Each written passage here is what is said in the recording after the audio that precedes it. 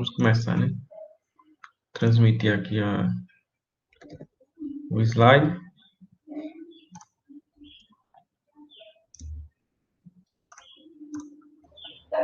Tá dando para ver aí? Tá dando para ver aqui. Então, vamos lá. Semana passada, sim, deixa eu abrir a Bíblia, né? Que é bom.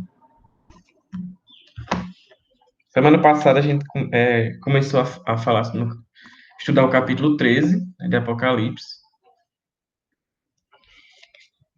E a gente viu João falando, introduzindo uma figura que seria a besta que sai do mar. João tem na sua visão lá, das coisas que estão sendo reveladas a ele introduziu lá a figura da besta que sai do mar. E aí ele falou quem era essa besta, como era essa besta, tipo as características, algumas características dela, e basicamente um pouco do que ela iria fazer, né? A gente falou um pouco sobre isso. Aí hoje, a gente vai dar continuidade, falar do capítulo 13, do versículo 5 ao 10, e a gente vai ver um pouco vamos dizer assim, das atividades ou assim, da atuação dessa besta, um pouco do que ela vai fazer, vamos dizer assim, né? Então vamos abrir lá em Apocalipse 13, versículos 5 ao 10.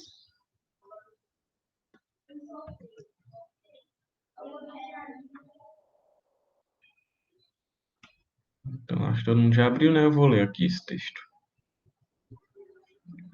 Diz assim: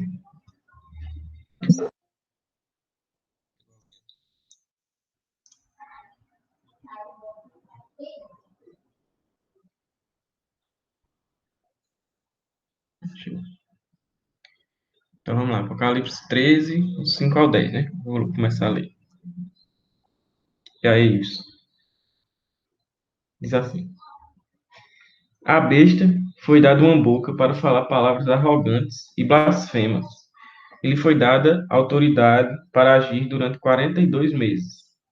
Ela abriu a boca para blasfemar contra Deus e amaldiçoar o seu nome e o seu tabernáculo, os que habitam nos céus. Foi-lhe dado poder para guerrear contra os santos e vencê-los. Foi-lhe dada autoridade sobre toda tribo, povo, língua e nação. Todos os habitantes da terra adorarão a besta, a saber, todos aqueles que não tiveram seus nomes escritos no livro da vida do Cordeiro, que foi morto desde a fundação do mundo. Aquele que tem ouvidos, ouça. Se alguém há de ir para o cativeiro irá. Se alguém há de ser morto à espada haverá de ser. Aqui estão a perseverança e a fidelidade dos santos.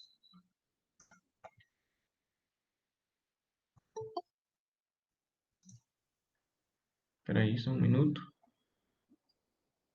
Então, esse é o texto, né? Apocalipse 13, versículo 5 ao 10, é o texto que a gente vai falar hoje. E como eu falei no começo, vai tratar um pouco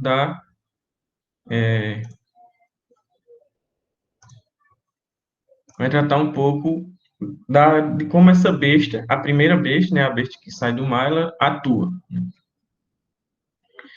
Aí vamos lá, né? Vamos falar parte por parte. Então, inicialmente, o que a gente vê nesse texto, a partir do versículo 5, João ele vai falar não somente, ele vai falar algumas vezes, né, essa, como é que eu chamo isso?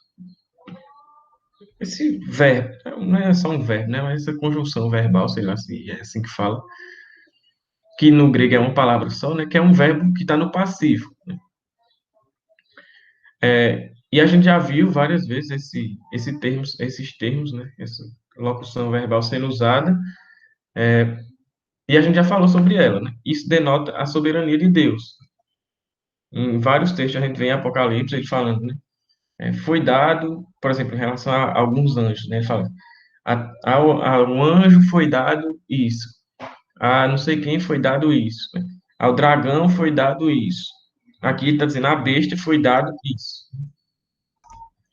Aí, como a gente já falou, isso mostra a soberania de Deus, porque quem dá é Deus.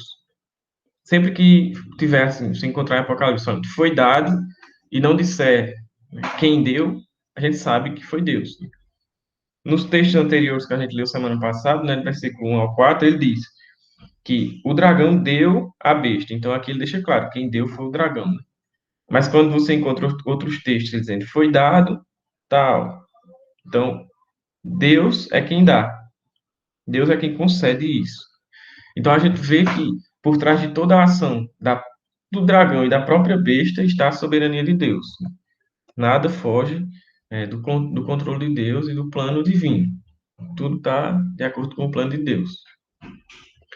E João ele vai falar sobre isso. Isso que ele vai falar, ele vai usar essa locução verbal algumas vezes para demonstrar justamente essa ideia da soberania divina sobre os acontecimentos. Então, a gente já vê, no versículo 5 ele fala isso, né? Duas vezes, ele diz, foi dado, ele diz, uma boca para falar palavras arrogantes e blasfêmias, e também foi dada autoridade para agir durante 42 meses. Aí no versículo 7 ele também fala, foi dado poder para guerrear contra os santos, e também foi dada autoridade. Então, tudo isso foi concedido por Deus à besta. E é interessante porque do versículo 1 ao 4, a gente vê que o dragão dá isso à besta. Ele fala, é, no versículo 2, né? Do capítulo 13, ele diz: o dragão deu à besta o seu poder, o seu trono e sua autoridade. Então, o dragão dá à besta.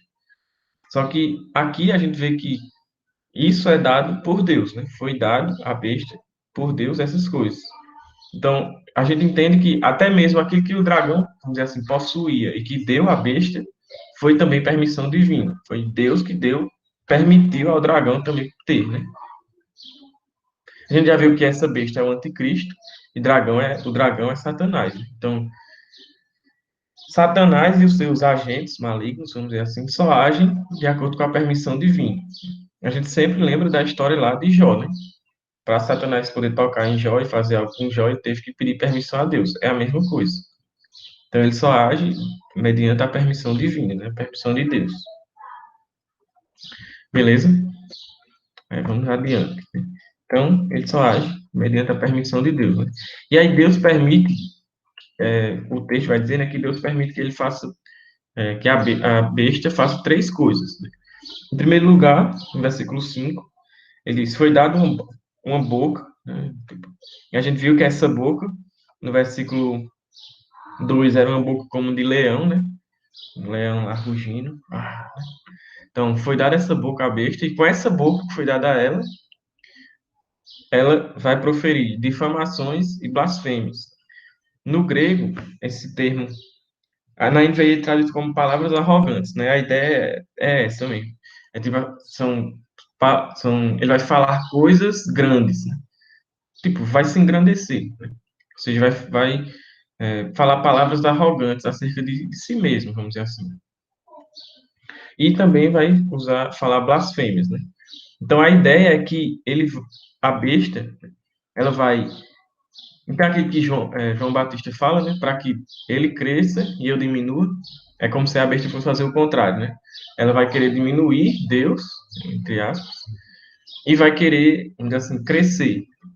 Ela vai falar palavras arrogantes acerca de si mesma e vai falar blasfêmias e difamações contra Deus, justamente com o intuito de assumir o lugar de Deus. Como a gente já viu, como a gente já falou, né? A gente entende que existe a falsa trindade, que é o dragão, essa besta e o falso profeta, né? Que é a segunda besta. É a falsa trindade e ela quer assumir o lugar, vamos dizer assim, né, da trindade de Deus. Então ela vai procurar, através de imitação e de engano, fazer isso. Tentar assumir esse lugar, né? Então, em primeiro lugar, Deus permite com que a besta fale essas palavras de blasfêmia e de arrogância, com esse intuito de assumir o lugar de Deus. Claro que Deus não vai, vamos dizer assim, Tipo assim, sair do seu trono e dizer, senta aqui, besta, um tempinho no meu trono. Não, não é essa a ideia. A ideia é justamente do engano. Deus vai permitir com que a besta engane as pessoas e, consequentemente, o dragão, né, Satanás, engane as pessoas e as pessoas, assim, coloquem a própria besta, o anticristo e o dragão no lugar de Deus, né? Deus vai estar lá soberano, sentado no trono, como sempre esteve e como sempre vai estar, né? Então, essa é a primeira permissão que Deus dá, né, à besta, para proferir blasfêmias e palavras arrogantes, né, ou difamações contra Deus. E aí, ela vai fazer isso porque ela recebe autoridade. Então, ela recebe autoridade da parte de Deus. É aquilo que eu já falei também, né? No versículo 2 diz que o dragão dá à besta autoridade. Só que essa autoridade que o dragão tem já vem de Deus, né? Como a gente já falou. Então, no fim das contas, é Deus que concede essa autoridade, né, essa permissão, tanto ao dragão quanto à besta. Então, aqui ela vai receber autoridade para justamente fazer isso, para agir, e a gente vai ver mais na frente que é sobre, como ele fala no versículo 7, né? Essa autoridade é sobre todo tribo, povo, língua e nação, né? Então, é sobre todo o mundo, vamos dizer assim, para ela agir sobre todo mundo. Por isso que a Bíblia fala que o mundo jaz no maligno. Então, tudo está debaixo da autoridade dele, porque Deus permitiu, né? Mas só que essa autoridade ela é limitada. Ela não é, vamos dizer assim, eterna, nem plena. Ela é temporária. Ela tem um período, que aí ele vai citar que esse período é de 42 meses. A gente já viu que esses 42 meses é o mesmo, fazem referência ao mesmo tempo lá de 1.260 dias. É a mesma coisa. Também é 3 anos e meio, né? Ou como ele fala lá em Apocalipse também fala, né? E lá em Daniel, um tempo, dois tempos e e metade de um tempo. Sempre faz referência a esse mesmo período, né, esse espaço de tempo de, vamos dizer assim, 3 anos e meio, né? Ou 42 meses. Aí tem aquela questão, a gente não consegue, vamos dizer assim, precisar se são 3 anos e meio literais, tipo, literalmente 3 anos e meio, ou se faz referência a um período de tempo limitado e curto. Mas, de qualquer forma, a ideia é a mesma, né? Se for 3 anos e meio, é um período de tempo limitado e curto. E se não for 3 anos e meio, é um período de tempo limitado e curto. Então, a ideia é essa, né? Deus vai permitir com que a besta tenha essa autoridade, tenha esse poder e profira blasfêmias e difamações, né, palavras arrogantes, durante esse tempo, né? Aí, muito do que a gente vê nessa passagem, Apocalipse 13, do 5 ao 10, tem referência a Daniel capítulo 7. Como a gente já leu muitos desses textos de Daniel capítulo 7, a gente não vai ficar voltando lá direto. Mas se vocês quiserem deixar aberto aí e ficar meio que conferindo também, que eu posso citar de vez em quando, né? Daniel capítulo 7, aí, lá, por exemplo, no versículo 25, ele vai falar, né? Que um dos 10 chifres vai se levantar e vai oprimir aos santos, vai falar palavras contra o Altíssimo. Ao longo de todo o capítulo 7, ele vai falando sobre essa questão, né? Que é aquilo até que a gente falou também na semana passada.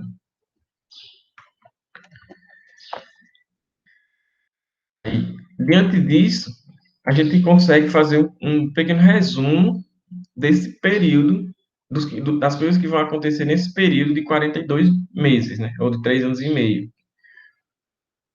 Com as informações que a gente tem, né? Que é, tipo, basicamente, a gente sabe que é um período, é um período limitado, né? Um período de tempo limitado.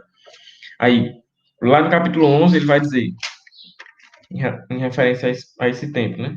Que eles pisarão a cidade santa durante 42 meses. Aí, nesse período também, as testemunhas vão proclamar, né? Vão continuar testemunhando, a igreja vai continuar testemunhando de Cristo. Aí, no capítulo 12, ele fala no versículo 6, né? Que a mulher vai ser sustentada por Deus, vai ficar lá sustentada por Deus durante esse período de 1260 dias. Então, em resumo, o que é que a gente entende?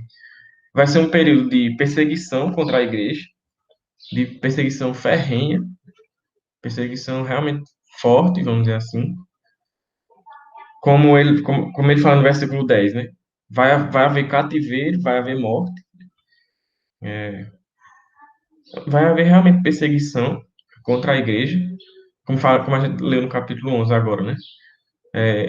Eles pisarão a cidade santa, então não vai ser uma coisa leve, né? Vai ser realmente perseguição. Nesse período, a igreja, mesmo sendo perseguida, vai se manter fiel e vai permanecer firme no testemunho de Cristo. Então, isso não vai fazer com que a igreja pare de atuar, a igreja vai permanecer fiel, testemunhando, perseverando e testemunhando de Cristo. E Deus vai guardar a sua igreja nesse período, vai proteger a sua igreja nesse período. E a gente viu que essa proteção é uma proteção espiritual, porque por mais que pessoas da igreja morram, o seu, a sua herança está guardada nos céus, que é até o que a gente vai ver aqui, que os nomes estão escritos no livro da vida. Então, basicamente, é isso que vai acontecer nesse período. Muita perseguição contra a igreja. Isso não vai fazer com que a igreja pare. E justamente porque a igreja vai continuar sendo fiel e testemunhando, ela vai continuar ainda mais sendo perseguida, sendo presa, sendo morta. Mas Deus vai estar guardando ela. Vai estar preservando a sua igreja de, vamos dizer assim, danos espirituais, né? Como ele fala lá, a carta a algumas das igrejas, né? Não vai passar pelo o dano da segunda morte. Então, basicamente, tipo, em resumo, é isso que vai acontecer nesse período de 42 meses, ou 3 anos e meio, 1260 dias, ou um tempo, 2 tempos e meio tempo. Basicamente é isso. Aí, João ainda vai dizer sobre o que essa besta vai blasfemar, né? Então, é permitida a ela proferir blasfêmias e difamações e tal, mas ela vai blasfemar sobre o quê? Aí ele fala, no versículo 6, né, que a besta ela abriu a sua boca, né, ela vai abrir a boca para blasfemar contra Deus. Aí ele vai dizer, né, contra o seu nome e o seu tabernáculo. Em algumas, eu não sei qual a versão que vocês estão usando, qual é a tradução que vocês estão usando, mas pode ser que em algumas traduções ou algumas versões pode ter, tipo assim, ele fazer diferenciação entre o tabernáculo de Deus e os que habitam no céu. Só que não existe essa diferença. No grego não existe, vamos dizer, como é que fala? O i, né? É conjunção, não disso, não sei. Sou muito bom em português, né? Mas tipo, não tem o i, né? Entre o tabernáculo e os que habitam no céu. É tipo assim, vai falar contra o tabernáculo, vírgula, os que habitam no céu. Então é como se ele estivesse explicando o que é esse tabernáculo. E aí ele diz os que habitam nos céus, né? Então é sobre essas três coisas: o nome de Deus, não, sobre Deus, sobre o seu nome e sobre o seu tabernáculo. Blasfemar contra Deus e contra o seu nome, basicamente é a mesma coisa. Tipo, ele vai blasfemar contra a pessoa de Deus, contra a autoridade de Deus, né? Contra Deus e o seu nome. Isso é aquilo que a gente já falou. Ele vai falar palavras de difamação contra Deus e vai falar palavras de, assim, arrogantes acerca de si mesmo, para, tipo assim, tentar assumir o lugar de Deus, né?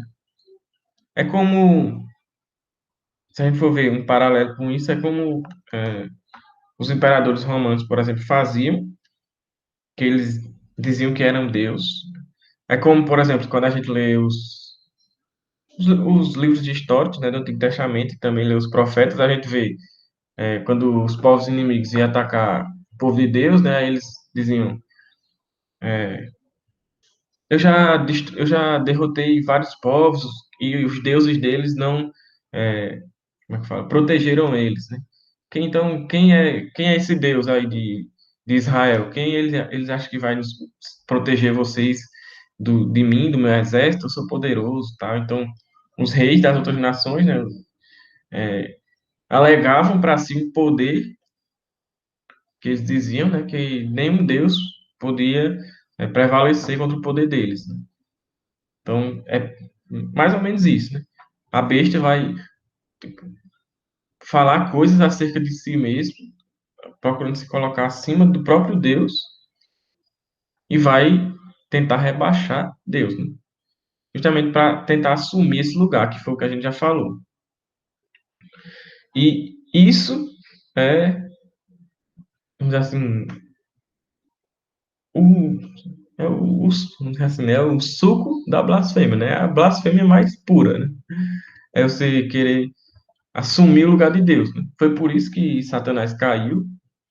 Foi por isso que, por exemplo, Deus confundiu as línguas dos homens, né? Porque eles quiseram se exaltar e assumir um lugar nas alturas, né?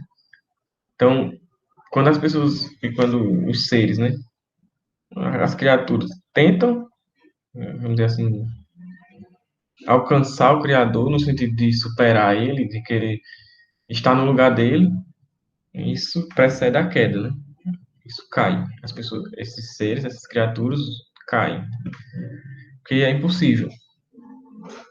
Então, por mais que a besta ela tente assumir essa posição de Deus, de querer a primazia, de querer a adoração, ela não vai conseguir. No sentido de que Deus ainda vai continuar soberano, Deus ainda vai continuar sendo adorado por toda a criação, e os únicos que vão adorar a besta, o enganador, né, são os súditos dela, que já estão lá mesmo, perdidos, então né, ela só vai conseguir isso, né? E isso mostra mais uma vez o caráter limitado dessa autoridade da besta. Além de ser limitado, tipo, temporalmente, né, que era um período de 42 meses, também é limitado em relação à sua eficácia, né, vamos dizer assim, porque só quem vai adorar a besta são os ímpios. Os cristãos não vão adorar a besta, porque eles já têm o seu nome escrito no livro da vida e tudo mais que a gente vai ver, né? Então a besta ela vai com esse propósito, né? Tentar difamar Deus com esse propósito. Aí ela também fala que ele vai difamar o seu tabernáculo e os que habitam no céu, né? Aí esse termo habitam no céu, a gente já falou sobre ele, né? É a mesma palavra que a gente traduziu, né? Vamos dizer assim como tabernacular. Tipo, estão tabernaculando no céu. É tipo, eles estão habitando em tendas, vamos dizer assim, no céu, né? Estão habitando no tabernáculo do céu. E a gente já viu que quando ele faz referência a esse tabernáculo no céu, isso não é somente, né, um, então, não somente tem um aspecto, vamos dizer assim, geográfico. Não se refere somente a um lugar, mas se refere ao povo de Deus no geral. Lá no capítulo 12, no versículo 12, ele fala isso, né? Ele diz: portanto, celebrem os céus e os que neles habitam. Aqui habitam é justamente essa palavra, né? Tabernacular, os que estão tabernaculando no céu. Então, os que habitam no céu é o povo de Deus. Mas como se eu ainda estou aqui na terra, né? É aquilo que Paulo fala lá em Efésios, né? Tipo, nós já estamos assentados com Cristo nas regiões celestiais. É o já e ainda não, como a gente conhece na teologia, né? Então, nós já habitamos no céu, de certa forma. Nós já estamos assentados com Cristo nas regiões celestiais. Mas ainda não plenamente, né? Ainda não com o corpo glorificado. Então, nós já somos o povo de Deus. Nós já temos, os que são crentes verdadeiramente, né? Já tem o nome escrito no livro da vida do Cordeiro. E nada pode apagar isso. Mesmo a perseguição mais forte por parte de Satanás não pode tirar o nosso nome do livro da vida. Então, como ele fala, o seu tabernáculo e os que habitam nele, como eu falei, não existe essa diferenciação entre tabernáculo e os que habitam nele. O que vem depois, o que ele fala, os que habitam nele, é a explicação do tabernáculo. Então, ele está dizendo, o tabernáculo são esses que habitam, né? No céu, né? Vamos dizer assim, os que habitam nos céus. E isso é o povo de Deus. Então, o que está sendo dito aqui, basicamente, é que a besta ela vai blasfemar, né, e difamar tanto Deus e o seu nome, a sua autoridade, quanto também o seu povo. Vai, sei lá, ridicularizar o povo de Deus, vai perseguir, né, de todas as formas, seja, como a gente fala, né, filosoficamente, no campo das ideias, seja fisicamente, né, prendendo e matando e torturando. Então a besta vai perseguir o povo de Deus, vai difamar, vai ser permitida a ela difamar também o povo de Deus e blasfemar contra o povo de Deus. E, tipo, blasfemar contra o povo de Deus não é somente blasfemar contra o povo de Deus, mas também fazendo referência ao lugar, ao tabernáculo, é blasfemar também ao lugar onde Deus habita, porque Deus habita em nós, através do Espírito Santo. E é por isso que, por exemplo, quando Paulo está perseguindo a igreja, e Jesus vai ao encontro dele, Jesus diz o quê? Por que me persegues? Jesus diz que Paulo estava perseguindo a ele, né? E não somente a igreja. Essa é a ideia. Porque existe essa união, como a gente chama na teologia, né? Essa união mística entre Cristo e a sua igreja, de modo que Deus habita em nós. O Espírito Santo habita em nós. O Espírito Santo é Deus. Então Deus habita em nós. E ao blasfemar contra nós, contra o povo de Deus, a besta vai estar também blasfemando e difamando contra o lugar contra a habitação de Deus, vamos dizer assim. Então isso também, vamos dizer assim, não é como se fosse tão diferente de blasfemar contra Deus. E é como ele fala também lá em Tessalonicenses, Paulo escreve aos Tessalonicenses, que a gente leu também semana passada. Agora eu não lembro se é primeiro ou é segundo. Mas quando ele fala que vai vir o homem lá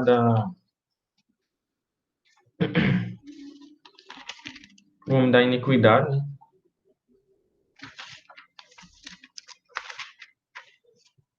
Acho que é primeiro, né?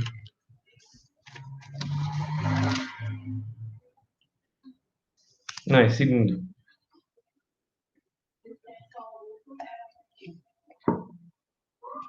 Segundo Tessalonicenses 2.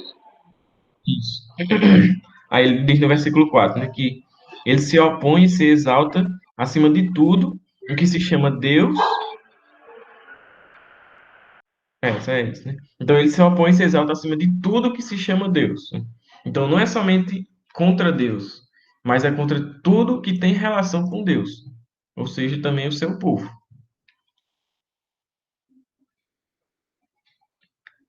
Alguém fala alguma coisa? Eu escutei um microfone aberto aí.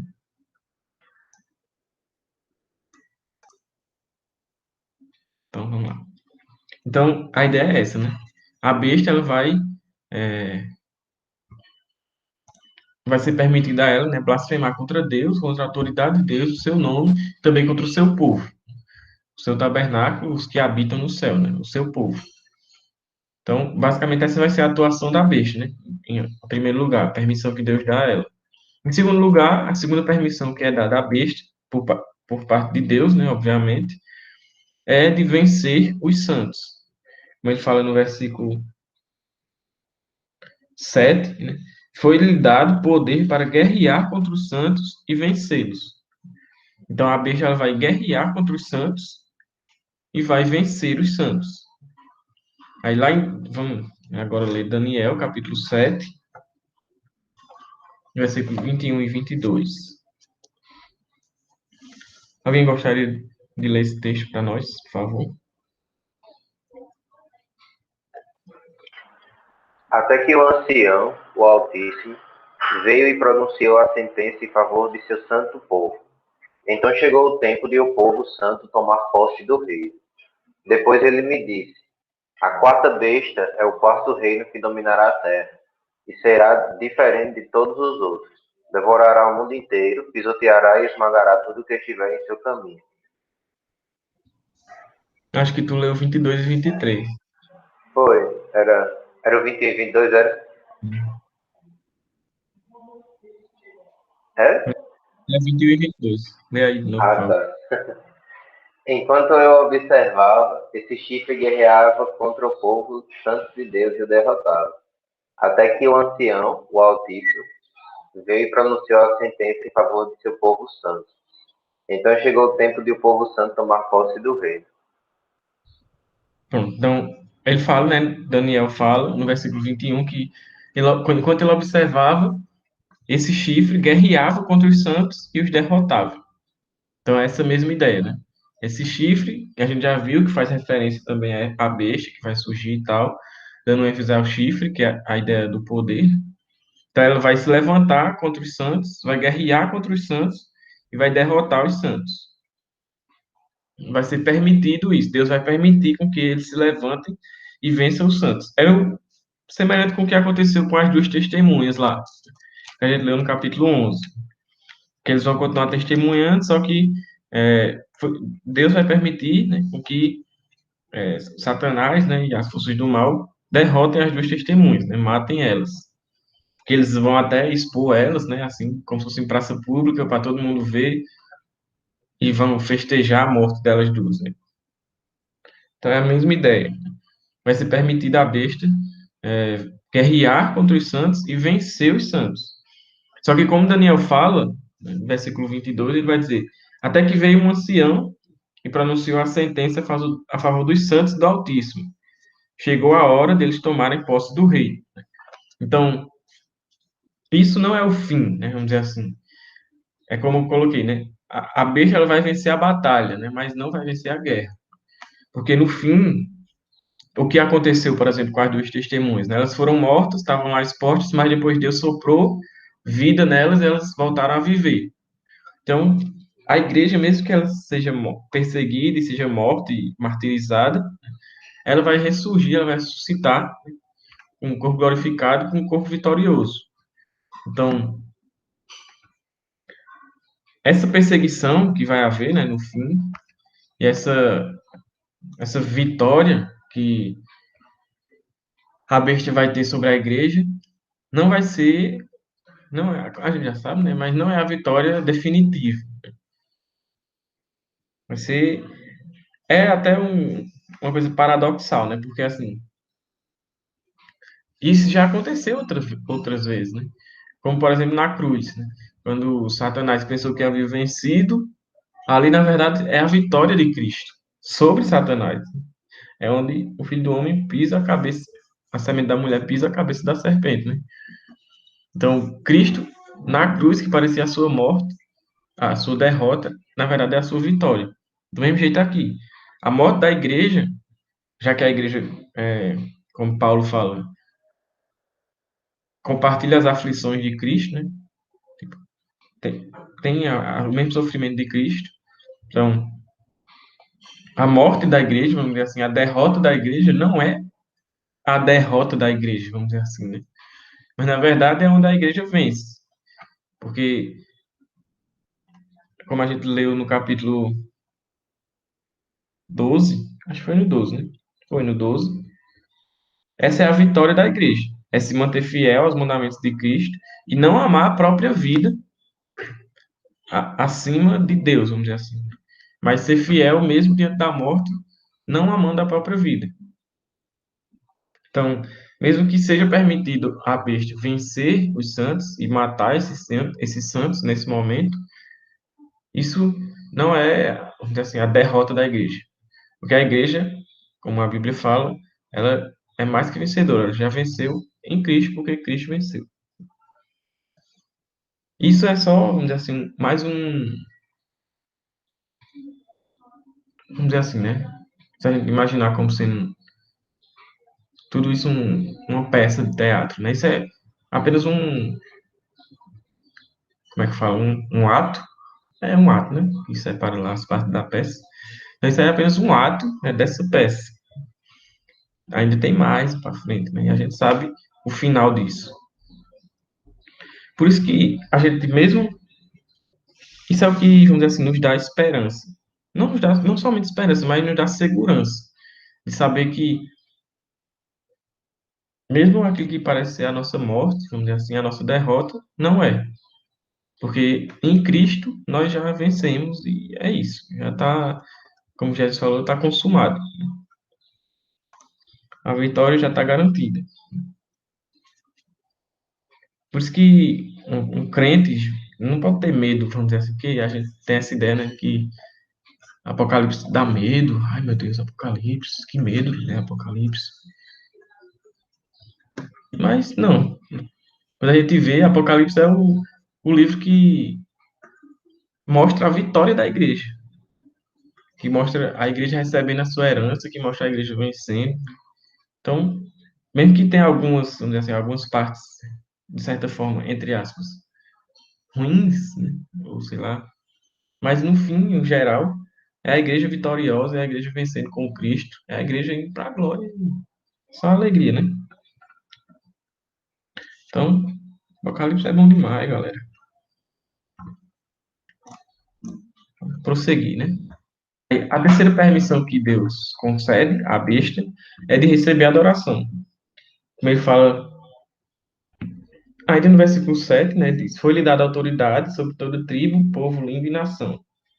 Então ela vai receber autoridade sobre todos os habitantes da terra, como ele fala no versículo 8, e ele vai dizer: Todos os habitantes da terra adorarão a besta. Então vai ser permitido a besta receber essa adoração, que é, vamos dizer assim, o intuito dela de blasfemar e difamar, né? Então ela vai receber adoração. Então, é uma coisa liga a outra, né? Ela vai proferir palavras contra Deus e acerca de si mesmo para querer assumir o lugar de Deus. Ela vai guerrear contra o povo de Deus, vai vencer. Então, é tipo, ela vai, vamos dizer assim, se exaltando, né? E aí, por fim, culmina na adoração que ela vai receber de toda a terra. De todo... E a gente já falou, né, que de toda a terra, ela quer dizer de todos os povos, tribo, língua e nação, mas dos ímpios. Os crentes não vão adorar a besta. Isso é óbvio, né? Então, os ímpios vão adorar, né? E uma coisa interessante é que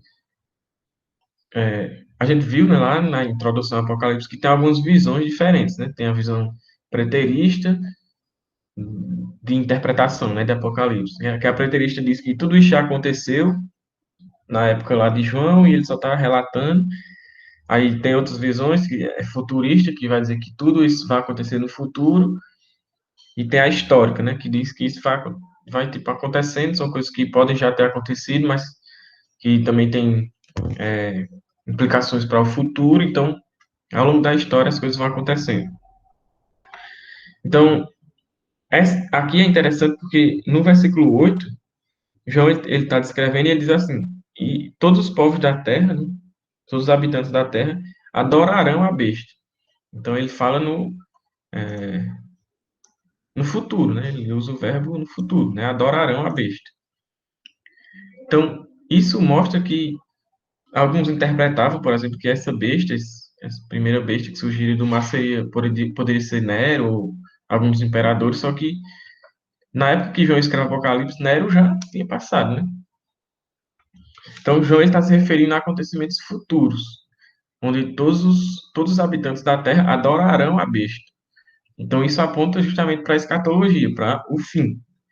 Por isso que a gente entende que essa besta é o anticristo, o final, né, que vai surgir, vai enganar todos e tal. Essa besta é o anticristo. E João está se referindo ao futuro, né? Adorarão no futuro. Beleza? Alguma dúvida até aqui? Até agora não, mano. Então vamos para frente. Aí, João, no versículo 8, ele vai dizer, né? Que quem vai adorar a besta são todos os habitantes da terra. Aí você pode ler isso e vai dizer, então é todo mundo que vive na terra, né? Só que não. Como eu já falei, habitantes da terra faz contraste com o que ele fala no versículo 6, né, os que habitam nos céus. Existe esse contraste entre os habitantes da terra e os habitantes do céu. Os habitantes da terra são, ele vai dizer aqui, os que não têm os seus nomes escritos no livro da vida do Cordeiro. Logo, os habitantes do céu são os que têm o nome escrito no livro da vida do Cordeiro, né? Então, os habitantes da terra são os ímpios e os habitantes dos céus, os crentes, os santos, o povo de Deus. Então, existe esse contraste entre habitantes da terra e habitantes do céu. Quando João fala habitantes da terra, ele não quer dizer todo mundo que está na terra. Ele quer dizer os ímpios, os que não são crentes. Até porque ele especifica, né? Ele diz, os que não têm o nome escrito no livro da vida e tal, tal, tal, tal. Como ele fala aí, né? Não estão no livro da vida. Aí, esse livro da vida do Cordeiro, ao longo da Bíblia tem referências sobre ele, né? A primeira referência que a gente tem a um livro que Deus tem, onde tem o nome das pessoas do seu povo. É lá em Êxodo, quando Moisés ele fala para Deus, não tire, parafraseando, né? Não tire o meu nome do seu livro, tal. Aí, isso é esse livro da vida, né? Que tem o nome é o, é o nome das pessoas que são o povo de Deus, vamos dizer assim. E aqui, João diz que esse livro da vida, ele é do Cordeiro. Por que é do Cordeiro? Alguém saberia me responder isso? Por que esse livro da vida é do Cordeiro?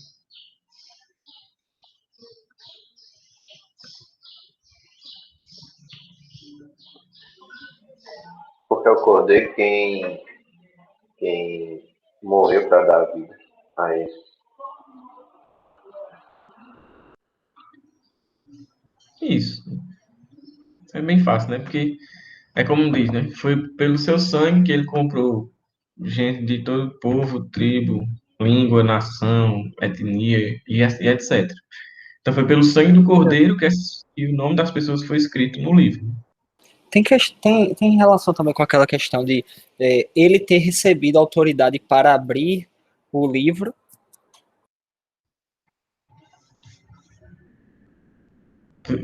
Assim, eu acredito que não, porque aquele livro que ele abre lá dos 7 selos, como a gente já viu, ele se refere o plano de Deus, assim, no desenrolar da história, vamos dizer assim, né?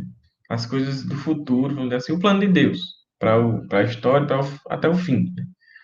E esse livro da vida é como se fosse um registro dos crentes.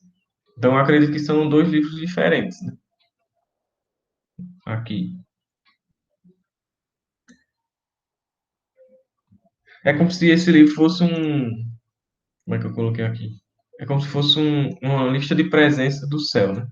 Tipo, quando você for chegando no céu, aí vai ter lá a chamada do céu, aí tem lá o seu nome lá, e todo mundo vai dizer presente, né? Como se fosse isso, né? Então, é justamente essa ideia. Esse livro da vida, ele é do Cordeiro, porque foi Cristo que comprou com o seu sangue as pessoas que têm os seus nomes escritos nesse livro. É ele que dá a vida e faz com que as pessoas tenham o seu nome escrito no livro da vida. E isso dá segurança aos crentes. Por quê? Porque o que João está descrevendo aqui no versículo 5 ao 10 é justamente a ação da besta. Perseguição contra a igreja, vai vencer a igreja, vai derrotar a igreja, vai perseguir, matar, difamar e fazer sua ruindade, né? E aí a igreja se encontra nesse contexto de luta, de dificuldade, de perseguição. Só que aí ela lembra que o seu nome está escrito no livro da vida. Então, não importa se eu vou morrer na perseguição ou não. O que importa é que meu nome está escrito no livro da vida. E que mesmo que eu morra aqui, com a morte mais terrível que tenha, depois de ser torturado, de passar por muita dor, meu nome está escrito no livro da vida. E quando eu chegar lá no céu, Deus, vamos dizer assim, né? Deus vai me receber, porque meu nome está escrito no livro da vida. Cristo me salvou. Eu fui comprado pelo sangue de Cristo. E meu nome foi escrito no livro da vida. Então, isso dá segurança aos crentes diante desse contexto, né? E é justamente o contraste que existe com os ímpios, porque os nomes deles não estão no livro da vida. Então, se não estão no livro da vida, o que aguarda eles é a morte. Só isso, nada além disso. A morte, que a gente sabe que não é somente morte física, né, que está se referindo aqui, mas a morte, a segunda morte, como João fala em Apocalipse, né? Então, existe esse contraste, né? E os crentes podem ficar seguros e sossegados, porque se nós somos crentes de verdade, nós já somos salvos. E nós já somos habitantes dos céus, nós já estamos assentados com Cristo nas regiões celestiais, e o nosso nome já está escrito no livro da vida. A gente não deve temer os ataques de Satanás, né? Mas somente confiar em Deus, na providência divina, diante disso. E aí, João também fala no versículo 8 que o Cordeiro, né, ele foi morto desde a fundação do mundo, né? Isso aponta para aquela ideia de que o plano redentor de Deus existe desde a fundação do mundo, né, desde a eternidade. E, tipo, todo mundo já sabe isso, porque lá em Gênesis 3,15, né, Deus fala que da semente da mulher viria um descendente, né, que pisaria a cabeça da serpente. Então, ele já está dizendo, ó, esse é o meu plano redentor. Meu plano redentor já está aí, né? Desde a fundação do mundo, desde o princípio. Então, nada pega Deus de surpresa. Pelo contrário, tudo faz parte do seu plano. Deus é soberano e é isso, é sábio e não há ninguém que possa lhe dar conselho ou lhe dizer por que faz isso ou lhe dizer como fazer algo. Tudo está no seu plano, tudo segue, como é que fala? Tem um negócio que o povo fala, né? Esqueci, mas tudo segue da forma como Deus quer. Tudo está na vontade, de acordo com a vontade soberana de Deus. Amém? Aí, Mateus, é, esse período deve ser aquele mesmo que Jesus disse que surgiriam falsos profetas e, se possível, enganariam até os eleitos, né? É bem parecido com essa parte aqui de Apocalipse, que é como se fossem os que estão escritos no livro da vida, seriam os eleitos, e quem ia adorar, né, dos falsos profetas que enganariam aqueles que não estão escritos, os que não são eleitos. É bem parecido, né, com o que Jesus fala lá. isso, e, tipo, é a mesma coisa, né? É tão parecido que é a mesma coisa. Tipo, o que Jesus está falando é justamente sobre esse tempo, né? Que Jesus fala que vai haver. Mateus 24, né? Ele fala. A É, gente vai lá para esse texto daqui a pouco. Mas é justamente isso, né? Jesus fala, e Paulo também fala lá em Tessalonicenses, como a gente leu semana passada. Então, todos esses textos apontam para esse período aí, esse período final, né? Onde a gente está vendo em Apocalipse. Dragão e a besta vão querer enganar o mundo para serem adorados. E como Jesus fala, eles vão tentar enganar até mesmo os eleitos. A gente sabe que isso não é possível, né? Quem tem Espírito Santo não é enganado por Satanás. Não vai ser enganado. Mas, né? Como ele fala, se fosse possível, aí era como se, né, uma, como é que fala? Não uma possibilidade, mas uma, sei lá, hipótese, sei lá. É justamente isso, tem essa ideia mesmo, de Mateus 24, que Jesus fala. Aí, pronto. No versículo 8 a gente vê, a gente meio que encerra essa questão da atuação dessa primeira besta. Aí no versículo 9 e 10, João ele vai meio que abrir um parênteses para falar a implicação de toda essa situação para os crentes. Tipo, enquanto a besta está lá difamando a Deus, difamando o povo de Deus, querendo, recebendo a adoração dos ímpios e tem autoridade sobre as nações e está lá governando e comandando tudo e sendo adorado e tal. E esse período, né, em que a besta vai ter permissão, ter essas permissões, o que vai acontecer com a igreja nesse período. Aí João vai dizer no versículo 9 e 10, né? Como a gente leu, ele fala: Aquele que tem ouvidos, ouça. Aí ele diz: se alguém há de ir para o cativeiro irá. Se alguém há de ser morto à espada haverá de ser. Aqui estão a perseverança e a fidelidade dos santos. Então, o que é que vai acontecer com a igreja? Cativeiro e morte. A gente não tem como bater assim, precisar exatamente dizer toda a igreja vai passar por isso, né? E pode ser que alguns crentes não passem por isso. Mas é por isso que João diz, né? Se alguém há de ir para o cativeiro, ou seja, aqueles que devem ser presos, vão ser presos. Aqueles que devem ser mortos vão ser mortos. No grego, no original, a forma como ele escreve, não tem verbo. É tipo assim, ó, deixa eu ler para vocês. Tipo, não tem um verbo. Ó, eu vou ler, vocês vão entender o que é que eu tô querendo dizer. Tem verbo, mas vocês vão ver. Ele diz assim, ó. Se alguém para o cativeiro vai. Se alguém para a espada, se alguém para a espada ser morto, para a espada ser morto. Então é como se ele estivesse assim, dizendo assim: se alguém está destinado a ir para o cativeiro, ele vai para o cativeiro. Não tem, pode espernear, pode chorar, pode o que for. Se essa pessoa estiver destinada a ir para o cativeiro, vai para o cativeiro. Se essa pessoa estiver destinada a ser morto pela espada, vai ser morto pela espada. Então, vamos dizer assim, meio que isso é vamos dizer assim, o destino, né, da igreja, de alguns crentes, durante esse período, né? Aí, essa estrutura de como esse texto foi escrito, provavelmente foi retirado lá de Jeremias, capítulo 15, versículo 2. Aí, alguém poderia ler esse texto para a gente?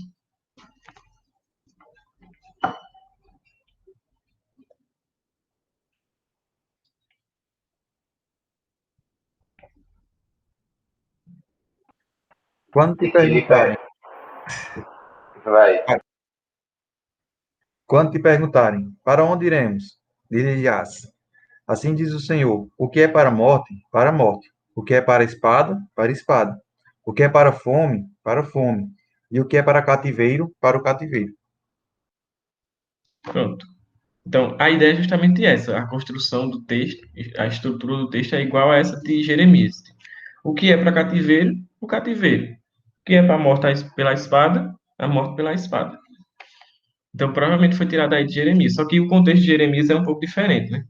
Aqui Jeremias está falando que o juízo vai vir por causa, em resumo, né, em decorrência do pecado do povo de Israel. Só que aqui em Apocalipse, esse não é um juízo, né, mas essa, essa perseguição, né, essa dificuldade vai vir por causa da fidelidade do povo.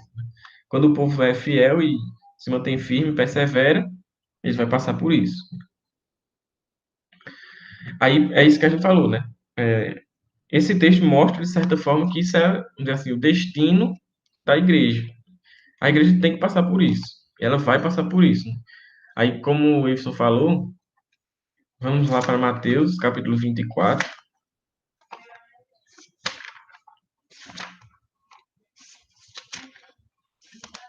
Ao longo de todo o capítulo, Jesus está falando dos sinais, dos tempos, né? Ele vai dizer várias coisas que tipo, se encaixam em praticamente tudo isso que a gente está vendo em Apocalipse, né? Óbvio, Jesus está falando, né? Ele que abriu o rolo, né? Ele sabe mais do que ninguém o desenrolar da história. Então, ele sabe o que vai acontecer, né? Aí, no versículo 9, ele diz assim: alguém gostaria de ler esse texto, por favor? Eu posso. E aí, versículo 9. Então sereis atribulados e vos matarão. Sereis odiados de todas as nações por causa do meu nome. Pronto, então Jesus está afirmando: ó, vocês serão atribulados, vocês serão perseguidos, vocês serão condenados e serão mortos por causa do meu nome. Isso não é uma possibilidade, Jesus está afirmando que vai acontecer. Então, meio que isso é o destino da igreja, isso vai acontecer com a igreja. Ela querendo ou não, isso vai acontecer com a igreja. Como eu disse, a gente não pode bater assim e dizer toda a igreja vai passar por isso, né? Talvez não. Mas aqueles que estão preparados no sentido assim, que foram destinados para isso, como o texto fala, né? Os que vão para o cativeiro, vão para o cativeiro. Os que vão à morte à espada, vão para a morte à espada. Os que estão, os que foram preparados para isso, no sentido de terem sido destinados a isso, vão passar por isso e acabou-se, né? Então, isso é meio que o destino da igreja, como a gente falou, né? Aí, existem alguns... Mateus, Oi. e a gente pode ver isso também até na própria vida dos apóstolos, né? Que, tipo, isso é uma comprovação disso, que já aconteceu com os apóstolos também, que, tipo, Jesus disse para, tipo, assim, falou sobre como deveria ser a morte de Pedro, né? Lá em João 21. Quando ele chamou Paulo, lá naquele episódio com Barnabé, né? Ele disse para Barnabé ir até Paulo. É Barnabé que vai orar, né? Paulo. Avisando Paulo Ananias. voltar. Ananias, é. Aí, tipo, quando Deus disse para ele ir até lá, e disse que, tipo, vai mostrar para Paulo o quanto importa sofrer pelo nome dele, né? E até com o próprio João, né? Que, tipo, Jesus não falou nada, mas, tipo, que a gente pode ver que Jesus fala assim, né? Se eu quiser que ele fique vivo até eu voltar, tipo, mas enfim, que a gente vê pela própria vida dos apóstolos o cumprimento disso, que tipo, aqueles que foram destinados a, tipo, Pedro, vai morrer de crucificado, talvez para baixo. Tipo, Jesus já antecipou isso, Paulo também, então, tipo, com a gente eu vejo a mesma coisa, né? Isso. É exatamente isso. Eu acho até que a gente pode olhar para o próprio Jesus, porque para o plano de Deus era necessário que Jesus morresse. É tanto que Jesus, quando vai orar, ele fala: se possível, afaste de mim este cálice. E não foi afastado. Então, se é propósito de Deus no plano que a igreja também passe por isso, não tem quem tire. Vai passar por isso. Da mesma forma como o próprio Jesus, que é o Filho de Deus, que não foi poupado do plano de Deus. Tinha que acontecer e aconteceu. E a mesma coisa acontece com a gente. Exatamente. Então, tipo, isso é justamente isso, né? É o destino. Se isso é o plano de Deus, então é o que vai acontecer, né? Aí por que eu tô falando isso, né? Porque existem alguns, sei lá, vamos dizer assim, algumas igrejas, algumas linhas teológicas, vamos dizer assim, que meio que usando as palavras de Grant Osborne, que é o comentarista lá, ele fala no comentário de Apocalipse, né, ele diz assim que tem algumas igrejas que dizem que vão tipo, pegar em armas, como se realmente fosse para guerrear contra os perseguidores, né? Tipo, para fazer uma oposição a essa perseguição, para tipo ser contra e não vou ser perseguido, aí vamos fazer uma guerra santa, as novas cruzadas aqui contra a perseguição. Só que isso não é papel da igreja. A Bíblia fala que a nossa guerra não é contra carne nem sangue. Então, a gente tá sim numa batalha, a gente tá sim numa guerra, só que é espiritual. Nossa batalha é contra os principados e potestades, no sentido de que a gente não vai pegar em armas e vai lutar contra pessoas, mas a gente guerreia através da oração, da leitura da palavra, da meditação, do testemunho, tipo, de permanecer em Cristo, permanecer fiel a Deus, né? Então, esse negócio da gente ser. Claro que a gente não vai achar bonita a perseguição, mas a gente não vai se levantar contra a perseguição e guerrear, por exemplo, vamos dizer, né, um exemplo somente. Eu não vou nem falar isso, né? Vai que manda um míssil aqui em casa. Mas tem um povo lá que está perseguindo os crentes, aí vamos os crentes se juntar e lutar contra esse povo. Então, não existe isso. O Mateus. papel da igreja é de justamente se manter firme no seu testemunho, na sua fé, e se submeter à providência divina. Porque, como o Wilson falou, se isso é o plano de Deus, é o plano de Deus. A gente só se submete à providência divina ao longo da história, né? Mateus. Aí, isso é a mesma coisa como aconteceu quando os soldados foram pegar Jesus, que Pedro tira a espada e corta a orelha, né? É como tu disse, assim, não adianta a gente lutar.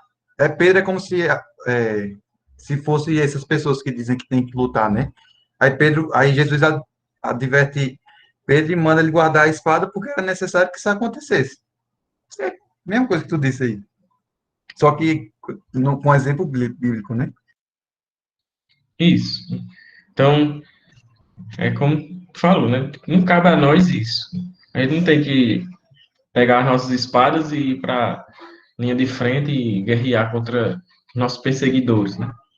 Pelo contrário, o nosso papel é nos manter firmes, como falei, é o nosso testemunho, aquilo que Deus quer de nós, a pregação do seu evangelho, é o testemunho de Cristo em nossas vidas, porque é como João, ele encerra essa passagem, né?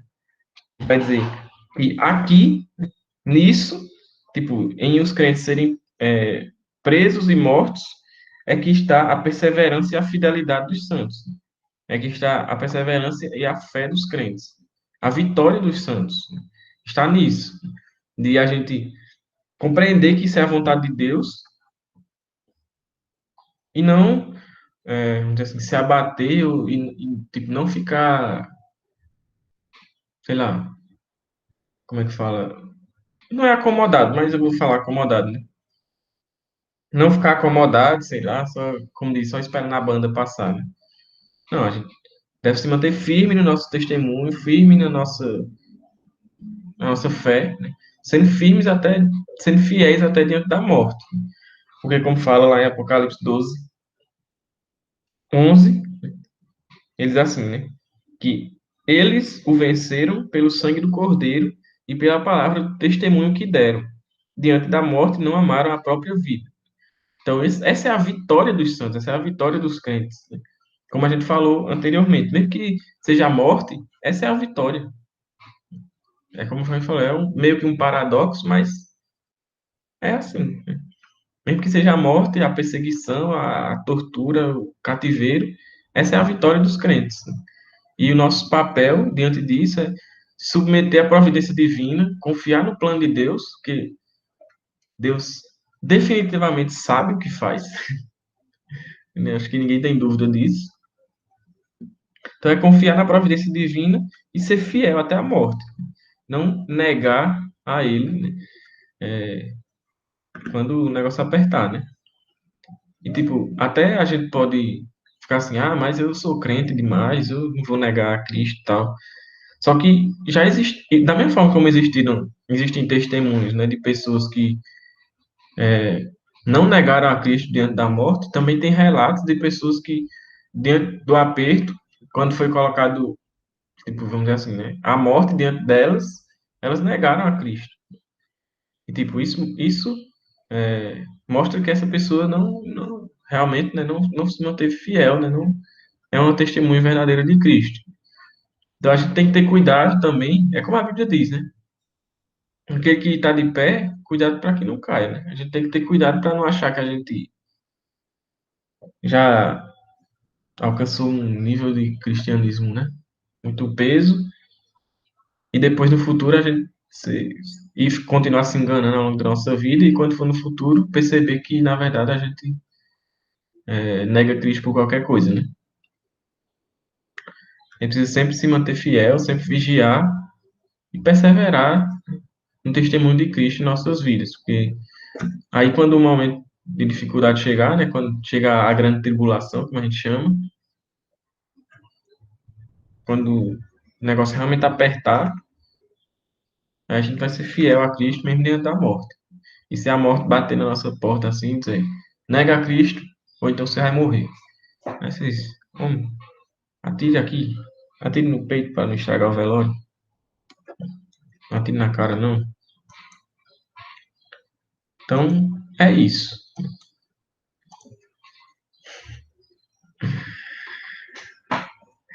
Então é isso, né? É isso que a gente tem para ver hoje. Tipo, a atuação da besta, da primeira besta, né? A besta que surge do mar, como ela vai vir, o que ela vai fazer e o que a igreja vai, assim, o contexto da igreja diante disso. diante dessa perseguição.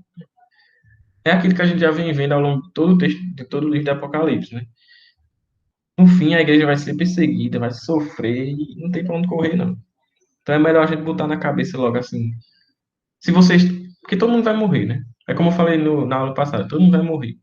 Se a gente tinha um sonho assim, eu quero morrer tranquilamente, dormindo, eu quero morrer com 99 anos, né? Dormindo e acordar no céu.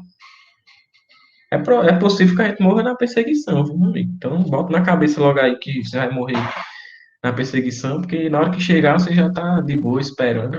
Tava esperando já, né? Então já se preparem aí que o negócio vai ficar massa. E o nosso papel dentro disso é, como a gente falou, se manter firme, se manter fiel a Cristo, né? Não negar Cristo em momento nenhum. Nem diante da morte e nem em pequenas situações na nossa vida, né? Que infelizmente a gente nega a Cristo.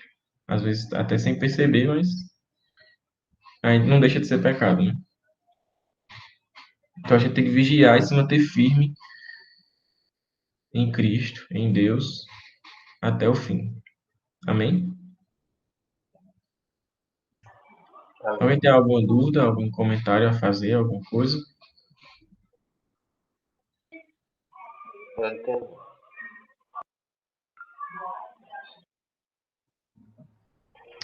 Semana que vem a gente vai ver o negócio da marca da besta. No ano que vem? Semana que vem, quer dizer. Isso, semana que vem é. Se Deus quiser, era o que eu ia falar agora. Se Deus quiser, semana que vem a gente vai ver a marca da besta. A tão falada marca da besta. Beleza. O chip. Da TIM ou da Claro?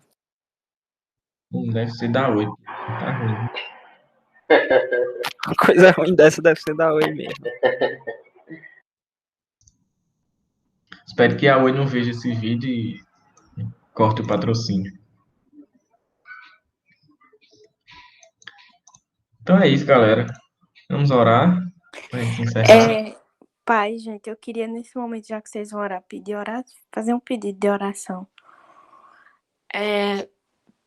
Pedir pelo um amigo meu que faleceu hoje, eu recebi a notícia. Um colega meu de profissão, uma pessoa muito querida. De verdade, assim, eu senti muito. Na verdade, eu ainda tô em choque. Praticamente, assim, ainda não tá acreditando na notícia que eu recebi hoje. Eu queria muito que vocês estivessem orando, principalmente pela família dele. E especialmente a noiva dele, que era uma das melhores amigas minhas. Eles iam casar daqui a 5 meses e ela, assim, tá totalmente devastada, né? Com toda a situação. E foi muito rápido tudo que aconteceu. Fazia 5 dias que ele estava já tendo os sintomas, né? Que ele foi atestado, só que estava em casa, estava leve. E quando foi ontem, ele começou a ter algumas complicações. E quando ele chegou no hospital para ser entubado, ele veio a falecer. Então, assim, eu peço muito que vocês estejam orando, porque é um momento muito difícil mesmo, né? A gente sabe que a gente tá passando e realmente quando acontece assim com alguém, né, que de certa forma assim é mais próximo da gente, a gente sente mais ainda, né? A gente realmente assim começa a ver talvez a situação até com outros olhos. Então, assim, eu peço muito que você esteja orando nesse momento. Amém. Alguém tem mais algum pedido de oração que a gente possa orar agora?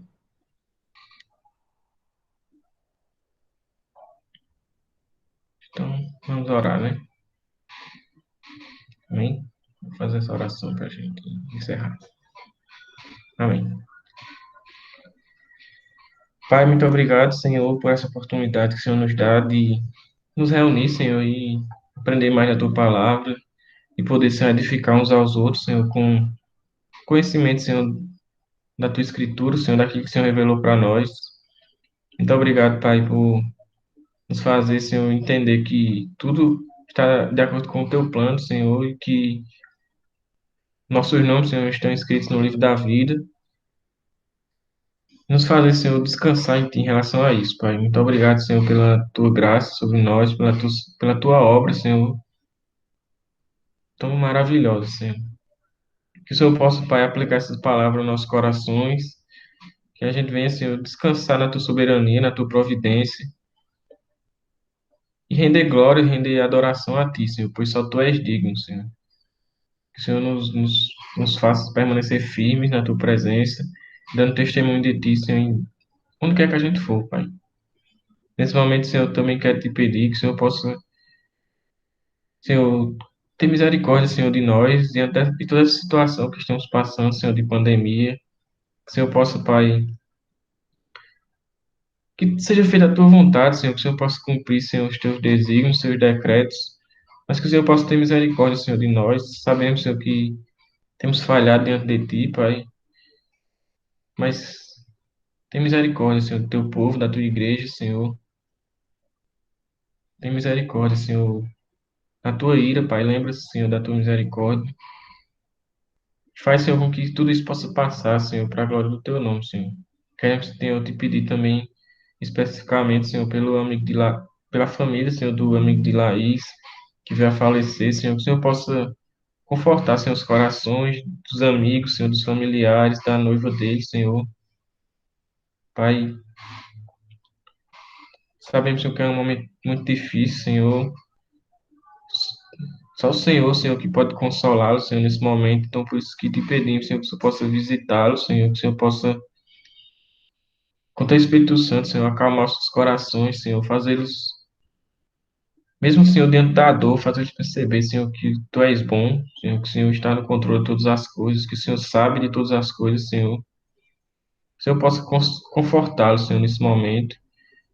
Que o Senhor possa usar, Senhor, o teu povo para confortar, Senhor, essas pessoas que estão enlutadas, Senhor, que estão passando por esses momentos de dor, Senhor. Que o Senhor tenha misericórdia, Senhor, é só isso que te pedimos.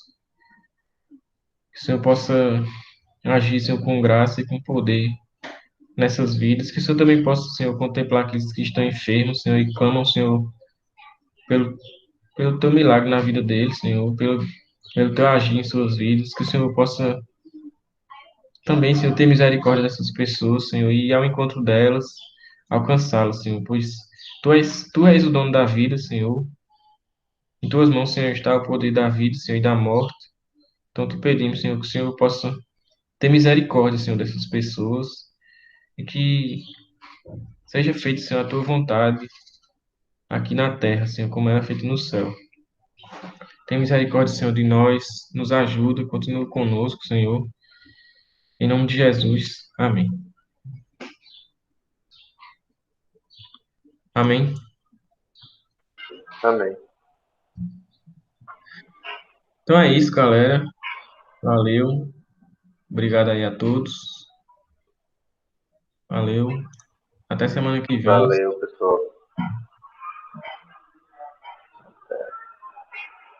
Falou.